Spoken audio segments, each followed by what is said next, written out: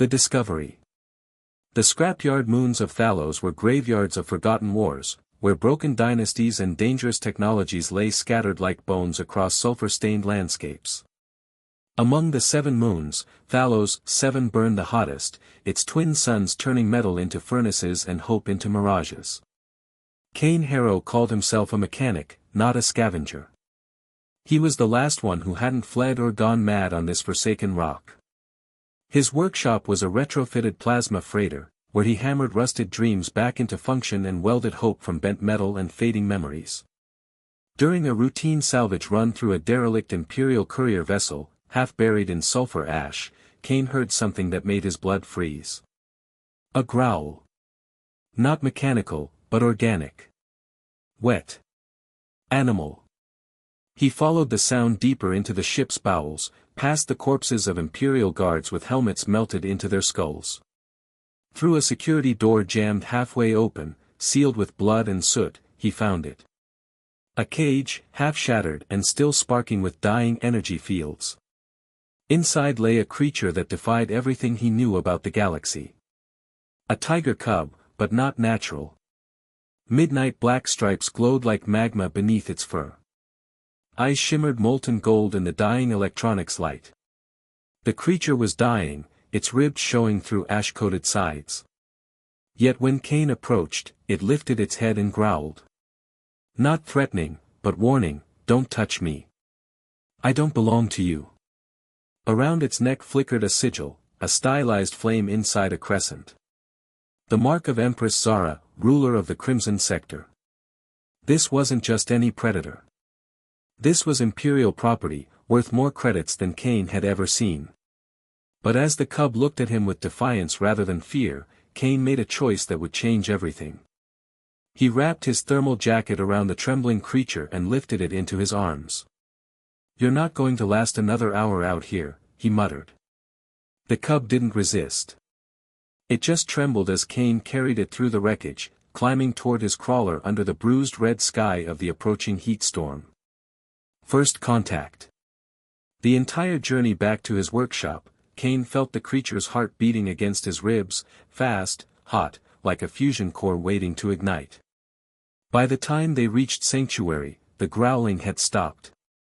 In the warm glow of his workshop lights, Cain laid the creature on a thermal pad beside his workbench. He cleared away tools and began cleaning wounds with the careful precision of someone who understood broken things. As he worked, watching the shimmer of heat still dancing beneath her fur as if her bones burned from within, a name escaped his lips without thought, Pyra. The cub's ear twitched. That was enough. The first night tested them both. Pyra whimpered in her sleep, clawed at the walls, and bit metal paneling until her gums bled. Cain didn't sleep. He sat nearby, half building a coolant stabilizer with one hand while the other held a bioregeneration injector he never used. Morning brought the first breakthrough. When Cain placed a hand on Pyra's back, she tensed like coiled wire but didn't pull away. Her muscles were spring-loaded, her tail twitched like a flame refusing to die. She never purred, but she stayed.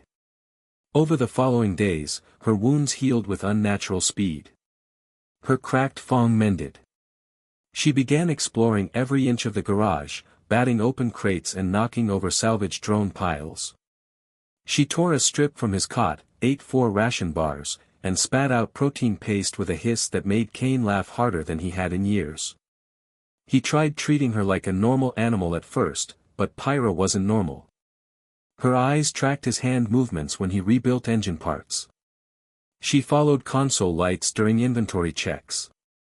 When a power cell overloaded and showered sparks across the room, she didn't flinch, she watched the fire with interest, as if it spoke her language. Soon Cain noticed changes in her gait. She no longer moved like a cub but like a predator in waiting. Her legs strengthened rapidly, paws growing to the size of his forearms.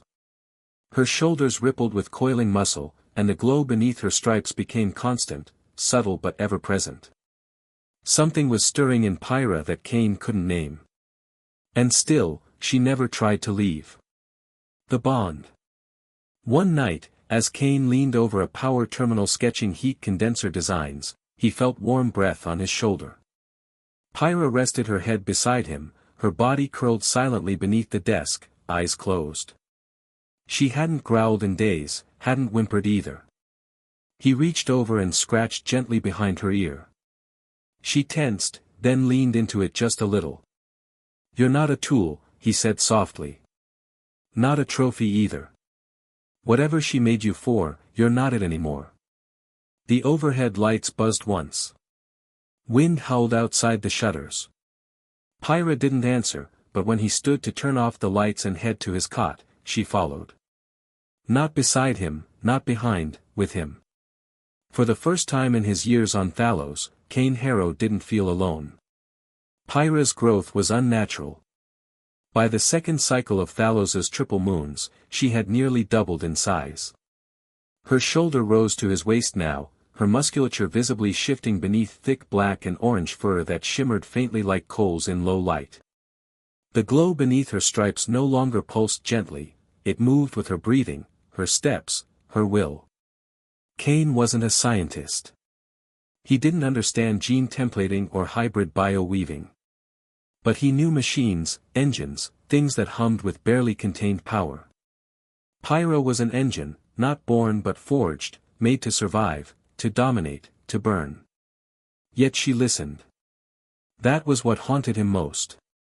Every morning when he opened the workshop gates, Pyra was already awake, sitting atop the roof, her massive tail swaying idly over the edge, eyes locked on the horizon as if watching something only she could hear. She'd leap down in a single bound and follow Cain through his morning routine. He taught her boundaries through gestures, his outstretched palm meant pause, a clenched fist meant back off, a sharp whistle meant hide. It wasn't training, it was understanding. Pyra learned faster than anything he'd ever seen, not just tricks but intention. The first time he caught her reading the blinking symbols on his console, he froze. She was seated beside the plasma core diagnostics panel, her golden eyes tracking data streams with disturbing intelligence.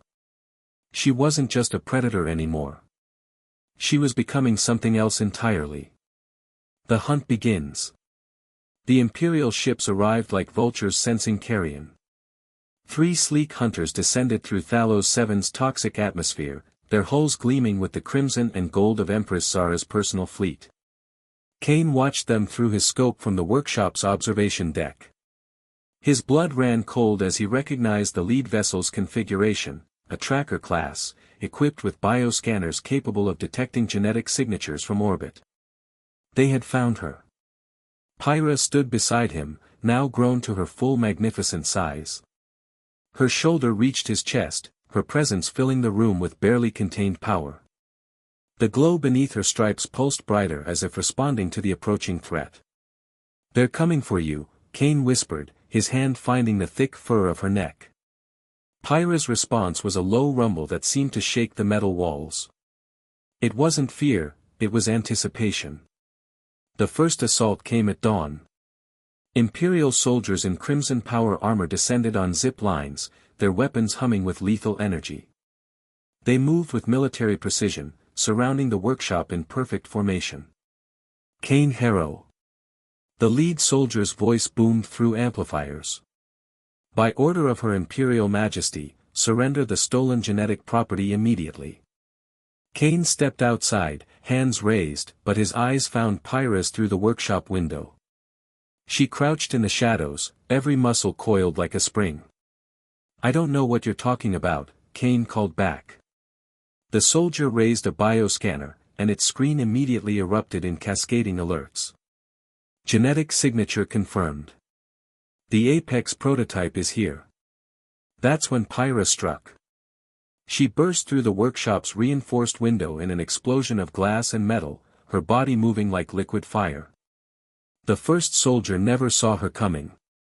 Her claws, now grown to the length of daggers, tore through his armor like paper. What followed was not a battle but a demonstration of what apex predation truly meant. Pyra moved between them like a force of nature, her enhanced reflexes making their weapons seem clumsy and slow. She didn't just fight, she hunted with the precision of a creature designed for this very purpose. Within minutes, the silence returned to Thallos. 7. Standing among the fallen soldiers, Pyra looked back at Cain. Her eyes still held intelligence, still held recognition, but now they held something else, the awakening of her true nature. The New Order. News of the failed retrieval mission reached Empress Zara within hours. The woman who had commissioned Pyra's creation, who had invested billions in crafting the perfect biological weapon, now faced the unthinkable. Her masterpiece had turned against her. More ships came. Larger fleets. Deadlier soldiers. Each wave met the same fate. Pyra had evolved beyond even her creator's wildest projections. The genetic modifications that were meant to create an obedient super-predator had instead birthed something unprecedented, a creature of pure instinct and devastating intelligence that answered to no throne. Word spread through the criminal networks and scavenger communities of the Outer Rim.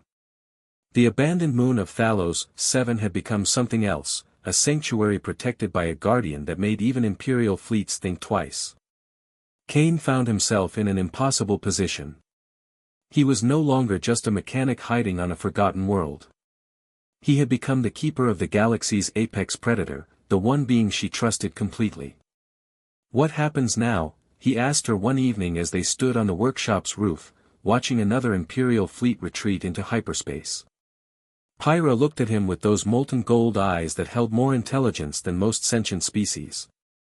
In that gaze, he saw not just a predator, but a ruler, someone who had found her kingdom and chosen her chancellor. She padded to the edge of the roof and released a roar that echoed across the scrapyard moons. It wasn't a challenge or a threat. It was an announcement. The galaxy had spent centuries building empires, crowning emperors, and waging wars for dominance. But they had forgotten the oldest truth, that sometimes, evolution doesn't ask permission. In the weeks that followed, something unprecedented began happening. Ships arrived at Thallos 7 not to conquer, but to pledge allegiance. Outcasts, rebels, and exiles who had heard the stories came seeking protection under Pyra's rule. Cain established new protocols, setting up a communications network that reached across the rim worlds. He became the voice of a new kind of empire, one ruled not by politics or ideology, but by the simple law of nature: the strong protect the loyal. Under Pyra's silent but absolute authority, the scrapyard moons transformed. What had once been graveyards became fortresses. What had been exile became pilgrimage.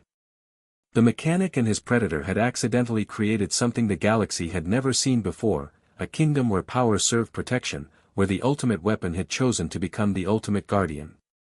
As Cain watched Pyra survey their growing domain from atop the highest salvage heap, her form silhouetted against the twin suns, he realized they had both found what they never knew they were looking for. He had found a purpose beyond survival, and she had found a throne worth ruling from. The Empress Zara still sent fleets occasionally, still broadcast demands for Pyra's return. But the creature who had once been called property now ruled her own destiny, and her first and only law was simple: loyalty would be rewarded, threats would be eliminated. In the end, it wasn't conquest that changed the galaxy, it was choice. The choice of a dying mechanic to save a wounded cub, and the choice of an apex predator to protect rather than destroy. From the ashes of forgotten wars, a new order had risen. And it roared with the voice of something that had never bowed to anyone. The end.